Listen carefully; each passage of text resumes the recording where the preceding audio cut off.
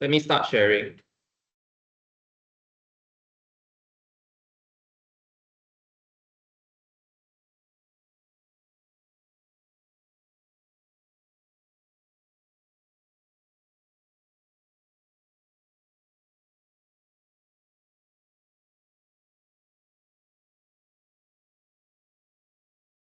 Okay, let's start. As usual, I closed the sharing sheet on 7 p.m.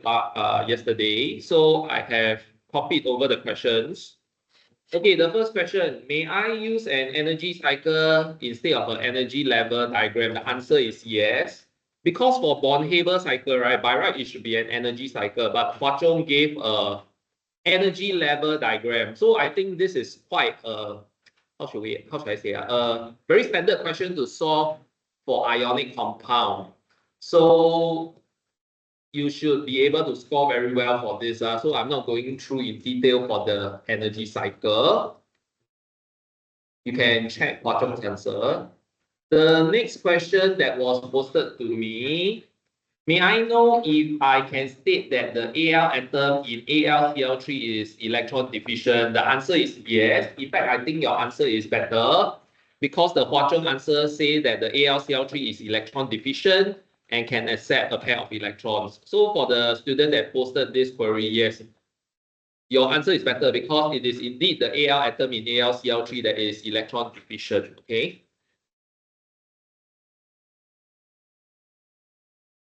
Then the next question, may I know if I write that if there is less effective overlap between the larger I atom and the smaller Cl atom, so the ICl bond is weaker and more likely to break to form the electrophile? My answer to that question is no. So for better understanding of this question, right, I need to draw your attention to the mechanism. So this was the mechanism provided by Hua Zhong, right? So the AlCl3 is in fact acting as a Lewis acid.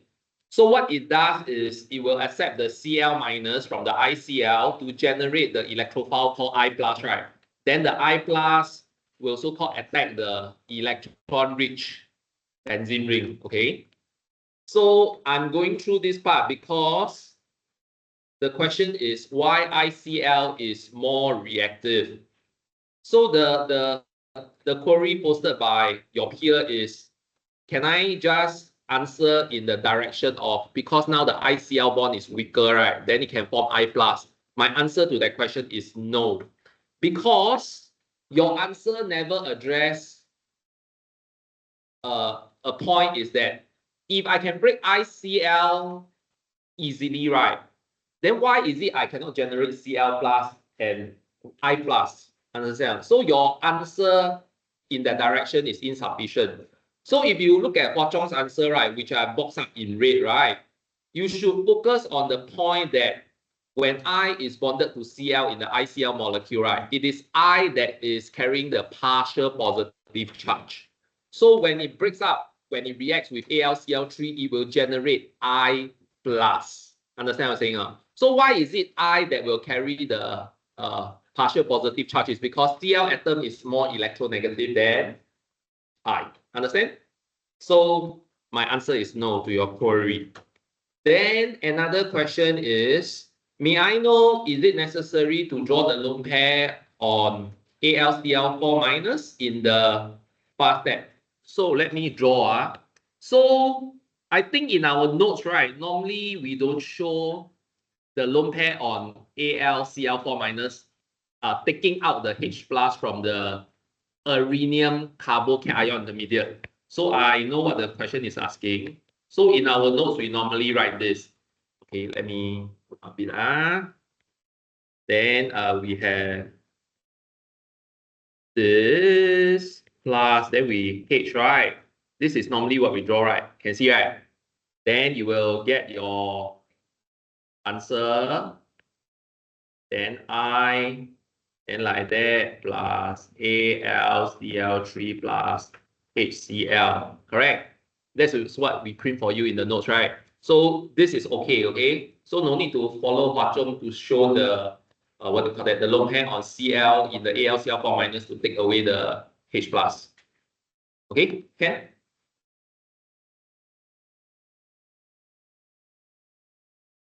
Okay, this question is quite a generic question by Hua Zhong, talking about alkenes and carbonyl compounds towards nucleophile.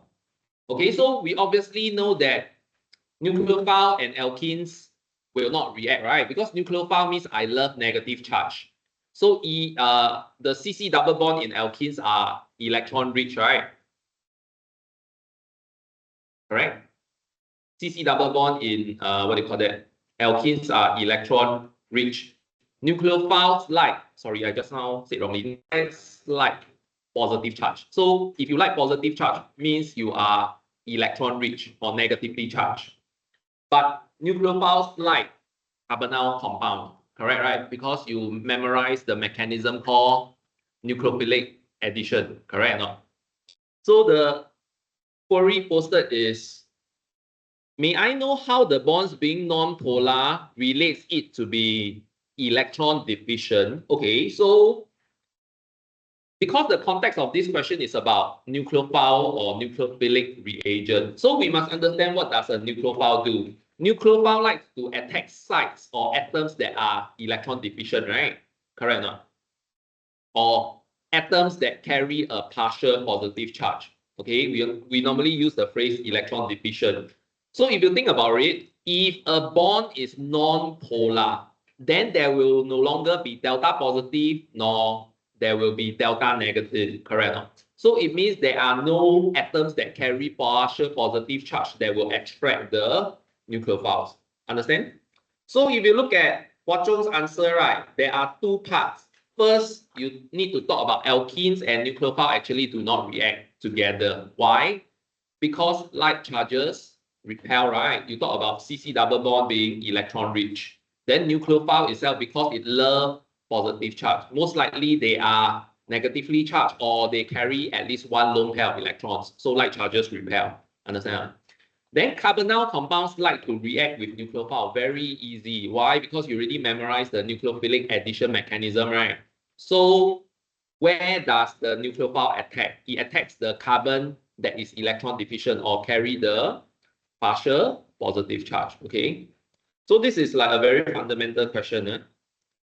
Then this question, with reference to a reaction involving a suitable alkene or carbonyl compound, explain why a race mix mixture is formed when you use a nucleophile. So the question actually wants you to draw structures to illustrate the stereoisomerism present in the product mixture. So they phrase it in such a way that it's very vague because they don't want to give you more hints in the question.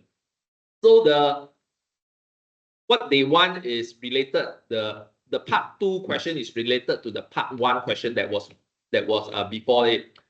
They already tell you in the face that it is a race mix mixture, optically inactive, right? So if you have memorized your nucleophilic addition mechanism, you will know why, right? But you must express your answer using structures because that's what the question wants or demand. So this is Hua Zhong answer. So you should draw something along this line, right? Then annotate your diagram appropriately to say 50% chance of attacking from top or bottom of the plane. So the query posted by the student is, can I not write the phrase called trigonal planar and just write sp2 hybridized? Okay. My answer to that question is yes. But my yes is not a very strong yes. You know why? Because it's better to write the phrase trigonal planar. Because your focus for this answer is 50% attack, 50% chance attacking from top or bottom, right? So if you draw it in a trigonal planar, then I can give you the benefit of the doubt. You get what I'm trying to say now? So if you never draw in a 3-dimensional planar way, then you ask me, what in the world is a 3-dimensional planar way? Do you see the wedge and what do you call that? The dotted, right?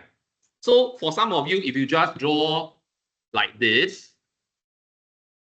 then it's not 3-dimensional, right? Then you must definitely put in trigonal planar to explain 50% chance. You get what I'm trying to say now? So it depends on how you present your answer. Okay, but some of you say, wait, but if I never draw three-dimensional, I draw like this, is it allowed? So I use dotted line, right? Like that, like that. Like in the transition method, right? For octahedral, let's say you never use wedge and dotted, right? Then I try to use dotted line to show a plane. Then also okay. Get what I'm trying to say now? So the focus on this question is 50% chance of attacking from top or bottom of the plane. So it is best to write the trigonal planar so that it's very explicit now. Because if you just write sp2 hybridized, then if your drawing shows clearly it's a plane, then I will give it to you, okay?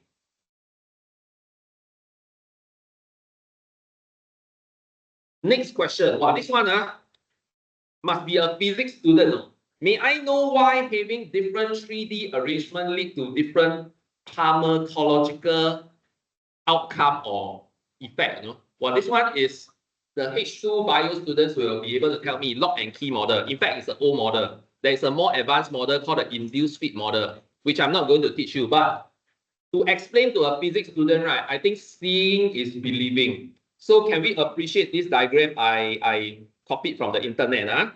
So basically, right, if you understand what they are trying to say, right, if your 4 different groups of atoms are projected differently in 3-dimensional space, and they come close to the active site of the enzyme, one on the left and one on the right, you can tell what are the difference, right? The one on the left and one on the right. The blue and the red is still in the same, in the same 3-dimensional position in the space. But the blue, green, and yellow, they are different, right, in their position in 3-dimensional space. Can you see or not? So the one on the left can match to 3, how should I say, binding site in the enzyme. Can see, right? But the one on the right can only bind to 2 binding sites in the enzyme. Can see, right? So it's like some electronic device, you press 3 buttons at the same time, give you a different outcome. You press 2 buttons at the same time, give you a different outcome. Okay, maybe I use keyboard. When you press Control Alternate Delete on your keyboard, what do you get? You press 3 buttons, correct, right? Control Alternate Delete, let's say. And you press 2 buttons on the keyboard. I don't think there's any response. But Control Alternate Delete means what? Reset, right? Something like that. So you get the idea? So lock and key model, understand?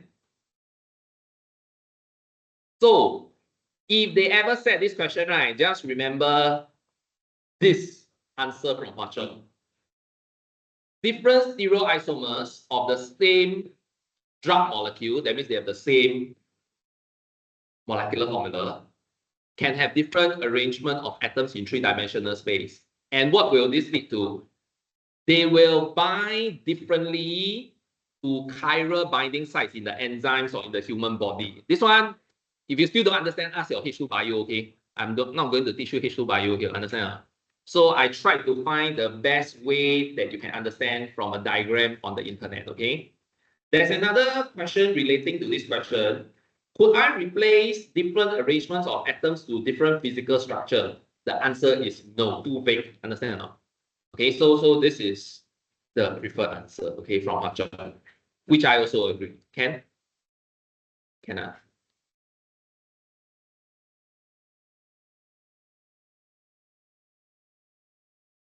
Okay, next question. Okay, this question, if you read carefully, right, you are supposed to oxidize B, C, and D. Because in step 1, the 3 compounds are heated separately with acidified potassium dichromate. So I hope that you know that acidified potassium dichromate is an oxidizing agent. Agree or not? Now, please be careful with acidified potassium dichromate on heating. Because acidified potassium dichromate on heating, you must look at the heat. If they just write heat, right, means primary alcohol goes all the way to carboxylic acid. If you want it to stop at aldehyde, what must add to the heat? You must say heat with immediate distillation. But this one never say. They say heated separately. They never say heat with immediate distillation. So I will assume that B goes all the way to, if you oxidize, primary alcohol goes all the way to carboxylic acid, right? Correct or not? Then the second one, C, is if I oxidize, I go all the way to not go all the way. There's no all the way. There's only one product. Sorry. It becomes a ketone, right? Secondary alcohol, correct? Now, then D can be oxidized or not? D cannot be oxidized because it is a tertiary alcohol, right? Correct. So after I talk about this, right, then the part 2 say the organic products formed from positive test in step 1 are isolated for a further test. Suggest a reagent other than 2,4-BNAPH that can be used to distinguish the products. So the student asks, may I know if I can use Fehling's reagent to distinguish product of B and C? The answer is no, because I think you need to go back and revise your carbonyl compound notes. What is Fehling's reagent used for? You can tell me. Tollens test. You know what's Tollens test, right? Tollens test, the outcome, if you do it in the lab, is a lot of you are very frustrated and decided to waste the school's money to get a nice silver mirror. Rings a bell on Tollens test. You know what's that, right? Because you get a black PPT, then you go solve, then you go and do again. You know, remember the Tollens test, the silver mirror test? So what is Tollens test used to test for? All aldehyde, correct? Now, then what is Fehling's test used to test for?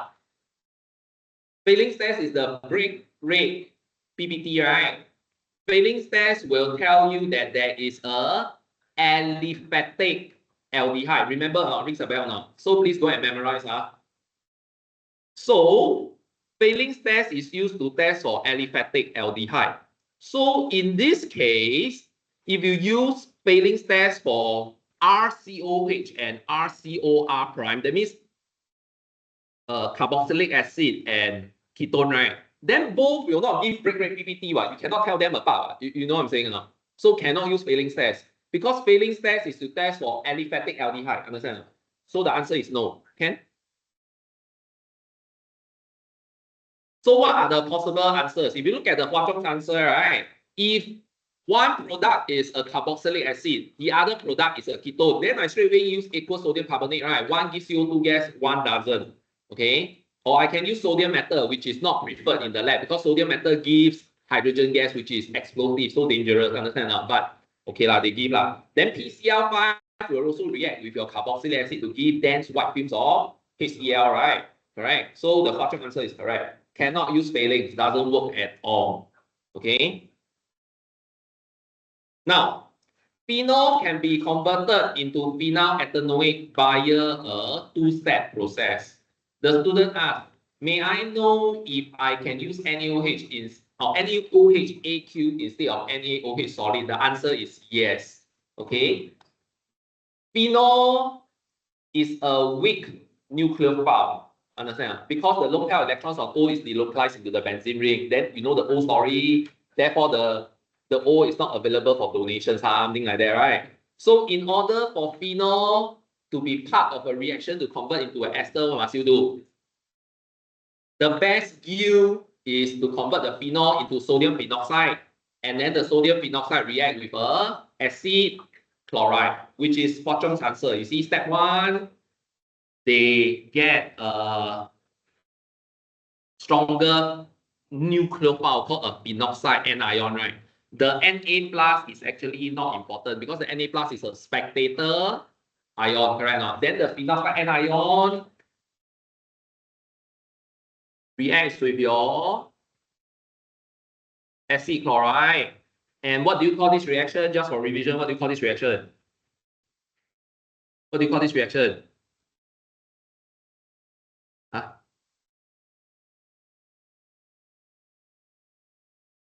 Correct, right? The phenoxide ion will attack the carbon that has a delta positive charge, will kick out the Cl minus ion, right? To form what? Your ester, right?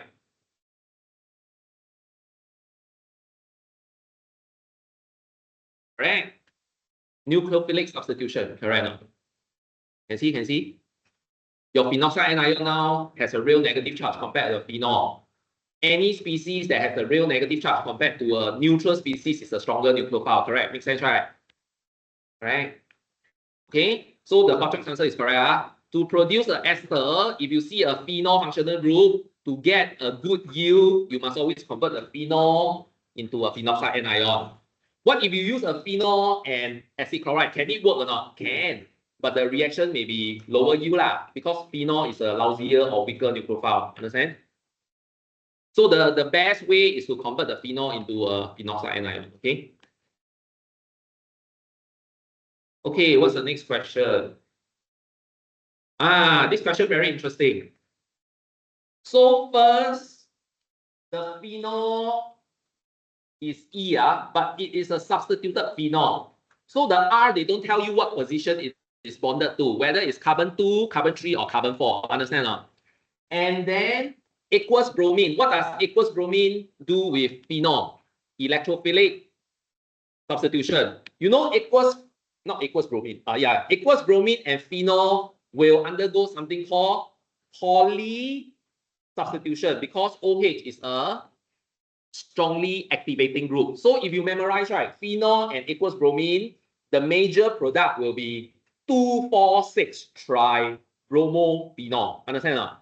But now this phenol is not a clean phenol. It is a, my definition of clean is because there is a R group that I don't know whether it's in position 2, 3, or 4. Understand? So it will give F after ES. You know what ES? Electrophilic sub. Understand? Then your F will undergo side chain oxidation to give G and H. Okay, so that's the story of this question. So the query posted by your peer is, may I know how to get compound F? Wow, this is that means wants me to solve everything. Okay, so I highlighted the important point. The clue is 178 to 335.8, which is the increase in relative molecular mass. So you take your calculator, you go and press 178 to 335.8 means there's an increase of 157.8. And because the question already told you aqueous bromine, right? So the first instant you go and look up the molar mass for bromine, which is 79.9. 2 times 79.9 give you 157.8. Understand the math? Now, just now we were saying if it is a clean phenol reacting with aqueous bromine, how many bromine will go in to substitute away the 3H? 3 bromine, right? But now you only substitute 2 out of 3 bromine. Means what? That means the R group that was part of the original molecule called E, right, must be at the 2 or the 4 position. Because if it's at the 3 position, then it will not block the 3 bromine atoms to go and kick out the 3H, right? You know what I'm saying? Simple math. Understand? Correct? So that's what the Hua Cheng answer is shown. The R group must be at position 4 or 2. If it's at position 3, then it will be 3 times 79.9. Understand? Yeah. So that's why the answer for so you must solve for OH first. No, so solve for E first. So let's write down to. So let's say the R group is at position 4. It can be at 2. So F must be. So your F, let me use another color. So your BR will be here and here. Then you ask me why? Why? Did I write wrongly? Sorry. This one will be OH. Yes. Can see, right? Can see? Why? Because you can check from the data booklet. OH is strongly activating for electrophilic substitution reaction as well as 2,4 directing. You can refer to this information in your data booklet, okay? Then it undergoes oxidation. So F will undergo oxidation. So now we need to play with the R. Correct or not? And then I think somewhere in the question they say G and H are the only carbon containing product. Okay, now we need to solve a bit of structure elucidation. 1 mole of H produce 1 mole of hydrogen gas on complete reaction with sodium metal. What does it tell you? 1 mole of H reacts with sodium metal to give you 1 mole of hydrogen gas, which means what? That means, you see, your hydrogen gas has 2 hydrogen atoms inside, right? Because 2 hydrogen atoms combine to give you 1 hydrogen H2 molecule. Agree or not? It means that 1 mole of H inside can contain 2 OH, 1 COH plus 1 OH or 2 COOH group. Make sense or not? Because whether it is a OH functional group or a COH functional group, you can only lose 1 H plus. Correct or not? But you need to form 1 mole of H2 molecule. So that molecule of H must have either of these 3 combo. 2 OH, 2 COH, or 1 OH plus 1 COH. Get the idea? Because 1 OH can only lose 1 H plus. 1 COH can only lose 1 H plus. Then the 2 H come together to combine the H2 molecule. Get the idea? So that is my deduction for that particular statement. So for that, right, if you look at Hua Chong's answer, your H contains 1 OH and 1 COH. Understand? Why? Because in your F molecule, which I've already solved, right? When you have a side chain oxidation of a carbon containing R group, what is the so-called rule for side chain oxidation? As long as the first carbon attached to the benzene ring has 1 H, right, it will always become a benzoic acid, like in H, right? Can see, right? Can see? So you should be able to solve H first, basically. Understand? Then we need to work backwards to form back the F. So we know that this is the carbon that has at least 1 H. In fact, it has 2 H. So we need to do carbon counting now.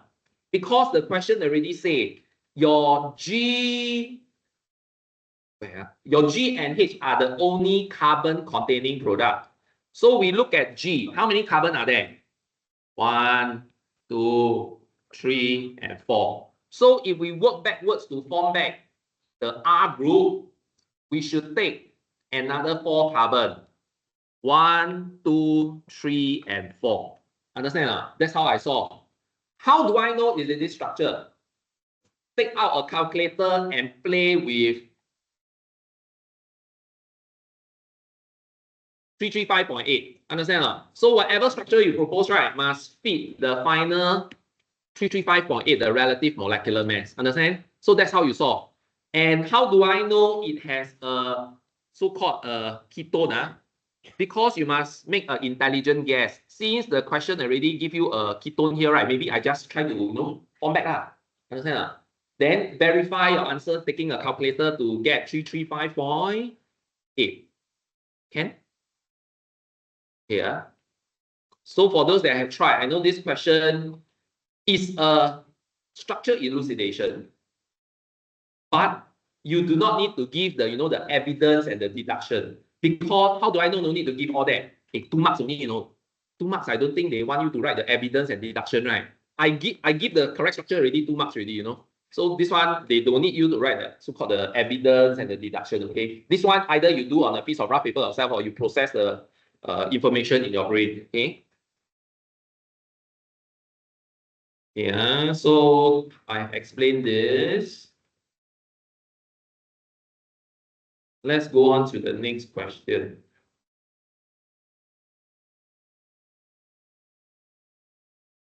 Describe an observation when aqueous solution of Cr2O7 2- is diluted with water. Explain your reasoning. May I know if I need to write about the yellow color becoming more intense since it shifts to the right? Isn't the answer obvious? Yes. Because they say describe the observation. You add more water, then you become more yellow. So obviously the intensity of yellow color increases, right? Now, I thought people would ask me about the explanation part instead of the observation part, because the explanation part has a you need to have a good mathematical understanding Because when you answer in words, is this one. This one, we have a similar question in our tutorial, which is very similar to the Hua Chong answer. Because there are now more concentration terms on the right-hand side, the position of equilibrium will shift towards the right to produce more CrO2 minus. And I think if you read the second bullet point, you don't really understand what in the world they are talking about. Let me write down the Kc expression. How do you write the Kc expression for this?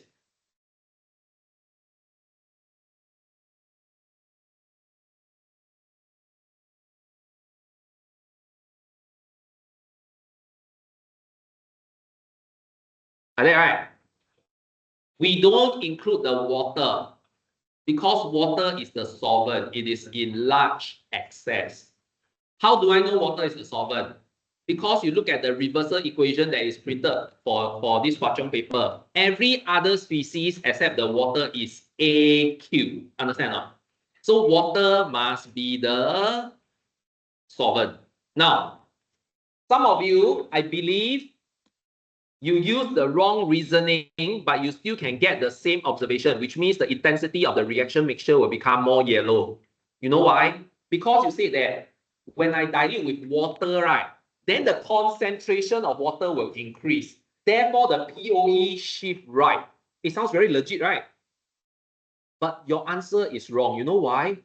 Because water never appears in my Kc expression. So you cannot say when I dilute with water, I add more water means concentration of water goes up, then it will shift to the right. You will still get the observation mark, but you will not get the reasoning mark. You know what I'm saying, right? Okay, now let's do some math here. When I dilute the reaction mixture with water, what will happen to the aqueous species, the concentration? Everything will decrease, right? Agree or not? You divide by a larger denominator, which is the volume of water, because I dilute with water. All the concentration terms there, all the aqueous species, their individual concentration will drop at that particular moment of time. Agree or not? Now, if you drop at that particular moment of time, what will happen to the Kc value? This is a math question. If you drop, right, which mathematical variable there will drop the most? Who can tell me? Hey, any history math here now? Which variable there will drop the most? To the power of 2 or to the power of 1? Hey, you take, let's say I drop to 0.1 of its original value. 0.1 square becomes 0.01. You know what I'm saying now? So this is the troublemaker here. If I drop the concentration by diluting the reaction mixture with water, right? H plus to the power of 2 will drop the most because by virtue of it to the power of 2, right? Then what will happen? Because now the denominator drop compared to the drop in the product of the numerator is less prominent, right? That means the drop in the numerator is greater than the drop in the denominator. Agree or not? Because I have more concentration terms on the right. So Kc value at that moment of time will drop, right?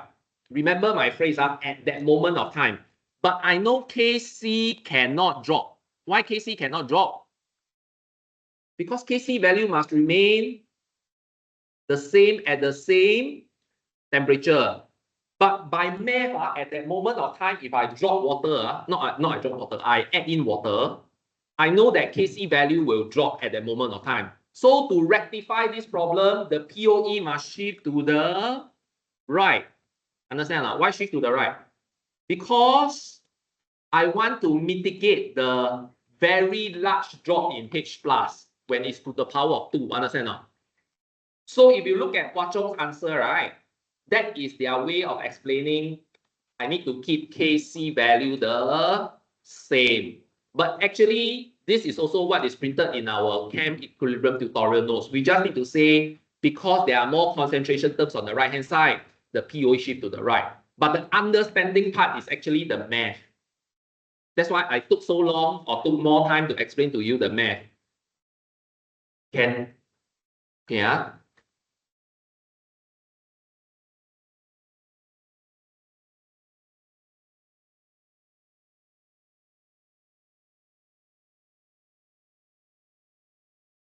Okay, this is a TM question, transition method. In 3E part 1, the formula obtained was CrH2O6 Br3.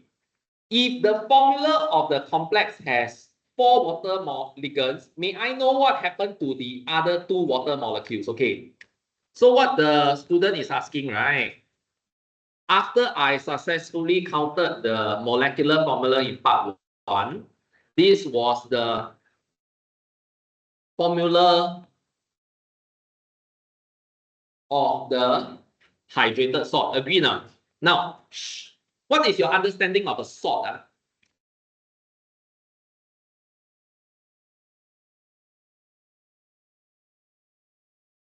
A salt has a cation and an anion, right? Agree or not? So, and maybe in Sec 3 and Sec 4, your interpretation of a salt is metal cation and a non-metal anion. Okay? But anyway, the salt here is 1 cation and 1 anion, or may not be 1 anion, sorry. I must bracket S. Sometimes it depends on the balancing of the charges, okay? So may I know how the complex cation is formed? Because to answer part 2 query, I need to answer part 3 as well. So let's start. So you should be able to get the molecular formula, which is in Hua Cheng's answer. Agree? You see, right? We need to make a choice now. Part 2. In the salt, you have 1 Br minus anion if you can perform the mole calculation correctly. Okay, this is the crucial part. You need to know the mole ratio. That means in 1 salt. My pen actually low. How come? Okay,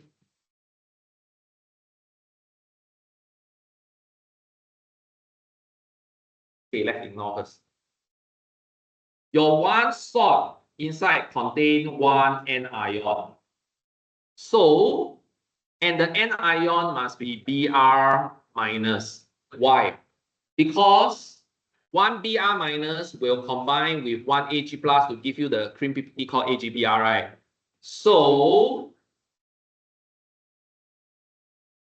this is the hydrated salt. Part 3 shows you the cation, which is a complex cation. That means out of the 3 Br minus, 2 Br minus must be part of the complex cation. This Br minus must be the free Br minus that can allow it to react with the Ag plus. Understand or not? You see, right? Now, the question just now was asking, what happened to the 2H2O? Because I have 6H2O, right? Then I only have 4H2O. Then what happens to the remaining 2H2O? The 2H2O goes back to the water solvent. Understand? They are not part of the complex cation. So my answer to that question is the 2 molecules will be part of the solvent, which is water. Okay? Because you see the word aqueous. Aqueous means there is water. So if the 2 water molecules are not part of the complex cation, then they will just join back the water, which is the solvent. Understand? Okay? Okay? Can clear?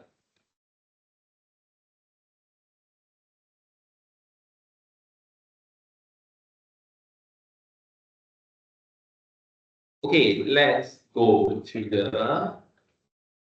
This is organic nitrogen compound. Okay, this one I need to talk about the theory a bit. Can we look at the phrase that I just circled in red? A 10 cm cube of the fully protonated form of glutamic acid is titrated against NaOH. This is not the fully protonated form of glutamic acid. I will draw for you the fully protonated form because some of you may not know that you just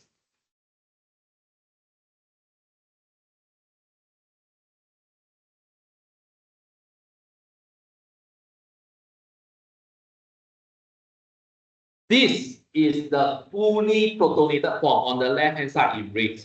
Now, this fully protonated form of glutamic acid, what is the total number of H plus it can contribute? What's the total number? One here, any one out of the three there, and one here, right?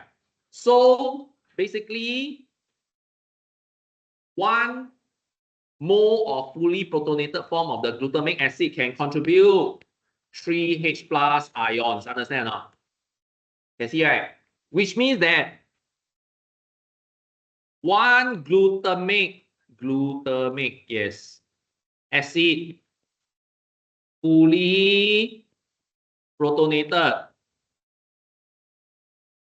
needs how many OH minus for complete neutralization? Who can tell me?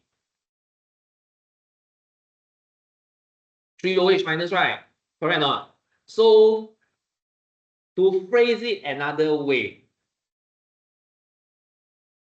the fully protonated form of glutamic acid is a triprotic or tribasic acid. Another way of conveying the same message, right? Correct? You know what's tribasic, right? One molecule of that acid can contribute to 3H plus. Understand or not? So the mole ratio is 1:3. Be clear, right? Now, under organic nitrogen compound, right? For this type of organic acid molecule, right, they don't lose their H plus in one shot. They lose their H plus step by step, right? Correct or not? So before I talk about the question, can we do some theory first? Which H plus there will be lost first? Can we arrange the chronological order in which the H plus is lost? Which one? This H plus will be lost first, followed by this, and followed by this. Then you ask me, how do I know the carboxylic acid on your right-hand side will be the one losing the H plus first, and not the carboxylic acid on the left?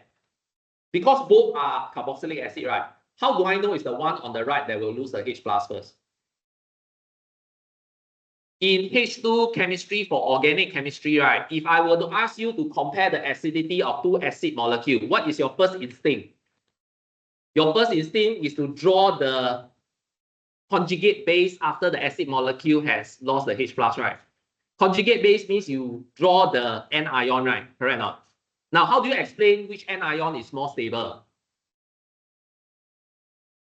Whether there is an electron withdrawing group in the anion, whether the negative charge can be delocalized into the maybe the CC double bond or the benzene ring, blah, blah, blah, blah, blah. Remember now, if there is an electron donating group, then the phrase called it will intensify the negative charge on the O, making it less stable. Remember? Sounds familiar? Now, why the one that I say the COH that will be lost, that will be losing its first H plus will be the most acidic functional group? Because it is nearest to nitrogen. Nitrogen is an electronegative atom, right? So because it is nearest to the nitrogen, it will stabilize the negative charge on the O after it loses its first H plus. If you compare this one, right, look at the distance. This one is far further. Understand or not? So the CO2H on your right hand side will be the functional group that will lose the first H plus, followed by the CO2H on the left hand side. Then NH3 plus is the last. Understand? Okay, so I've taken some time to explain the chronological order at which the H plus is being lost. 1, 2, and 3. Can see, right? Because this will answer one of the query posted by your peer later. Okay. Now, how to get the answer? Okay.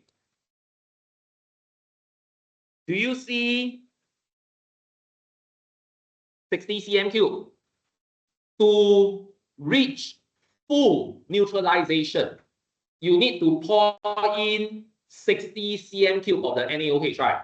What was the mole ratio I was talking about at the start of this question? 1:3, right? Remember 1:3, right? So one acid molecule of glutamic acid needs 3 OH minus for full neutralization. Remember now? So the Hua Chong answer actually skips step. How do they know it's 20? Because it's 60 divided by 3 equals to 20. They skip step lah, basically. Understand or not? Okay, they skip step. Okay, so that's how they get the 20. And maybe this is why your peer asked this question, how to get the answer. Okay, because one fully protonated form of the glutamic acid need 3 OH minus. Okay.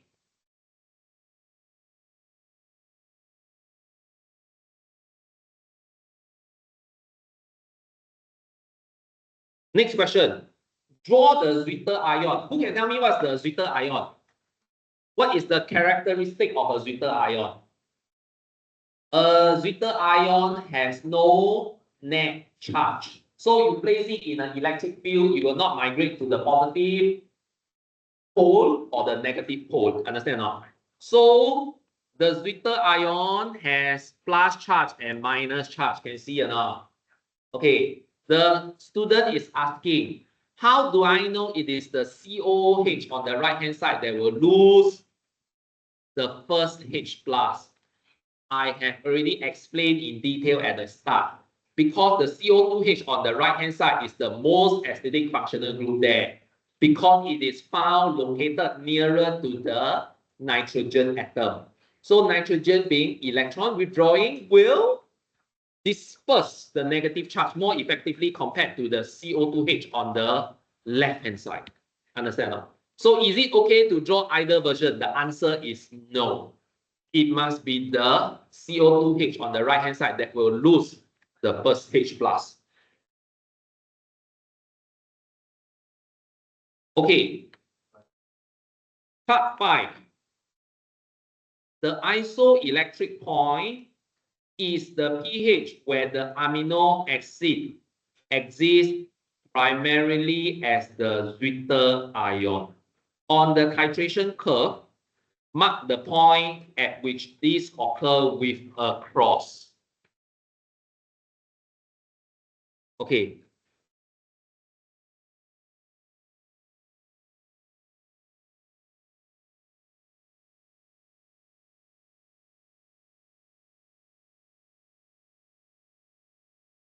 Do you know why I circle 20, 40, and 60? Why did I circle 20, 40, and 60? You see, 60 cm cube was the volume of NaOH that should be added to fully neutralize 3H plus. Can see, right? Just now I was talking about how did the Hua Cheng answer get the number 20, right? So if you think logically and mathematically, right? If you were to titrate away 2H plus, you will need 40 cm cube. Agree or not? To titrate away the first H plus, I need 20 cm cube. Can see, right? Can see? Now, when you add in 20 cm cube of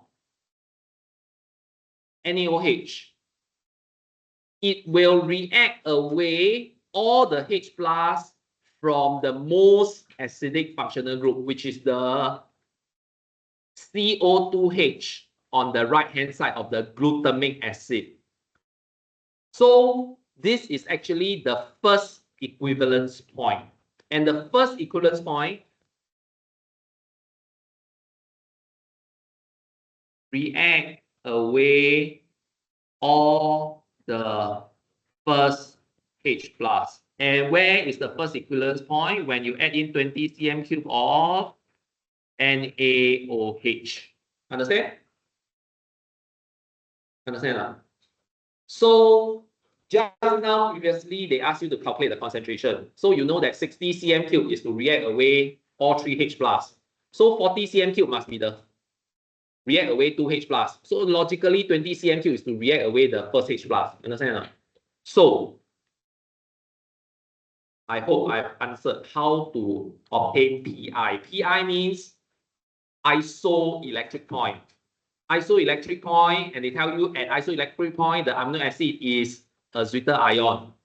Okay, when is it a Zwitter ion? When I lose the first H plus. Understand or not?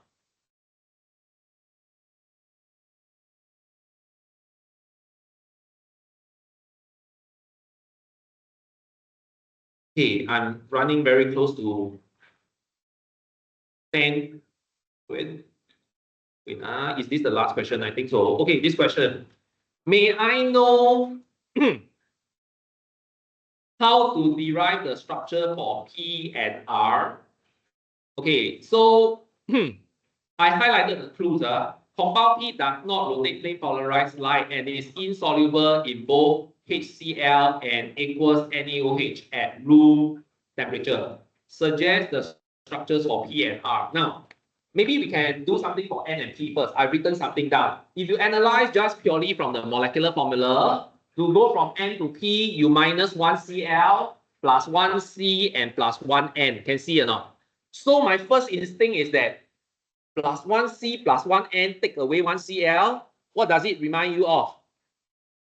1 Cn minus go in and kick out the Cl minus. Nucleophilic substitution reaction. Agree or not? Yeah.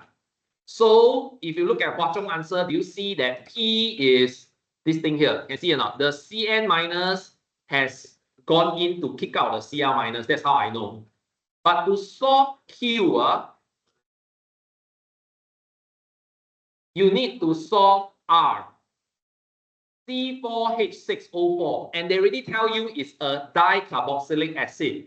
So R is like that, dicarboxylic acid. So you should solve R first, basically, before you can even do for P. Understand? C4H6O4. They already tell you it's dicarboxylic acid. So you must solve for R first. After you solve for R, right, then you can solve for P. Okay. Q is ethanol. Okay. Ethanol, can see, right? So you're supposed to solve part 3 first, ethanol. That's why I paste it up here. How do I know Q is ethanol? Because I think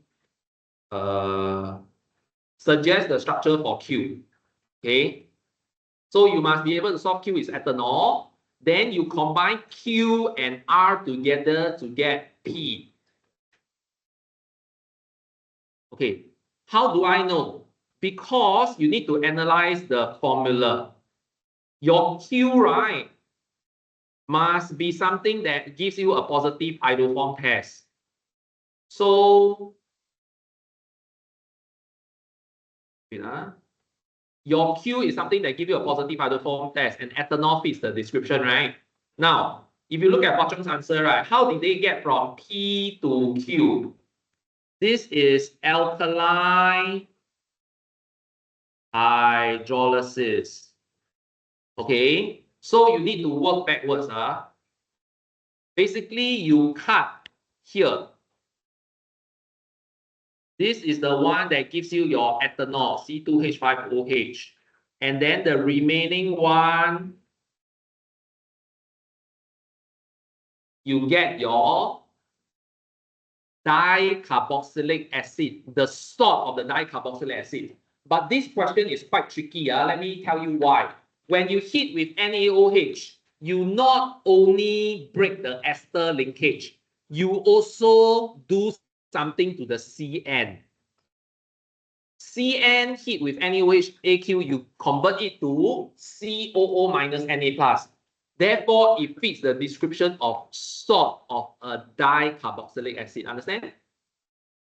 So you don't just focus on the alkaline hydrolysis, but there is another reaction there. You convert your Cn into COO minus Na+. Understand? Okay. That's how you get the answer for R. Yeah.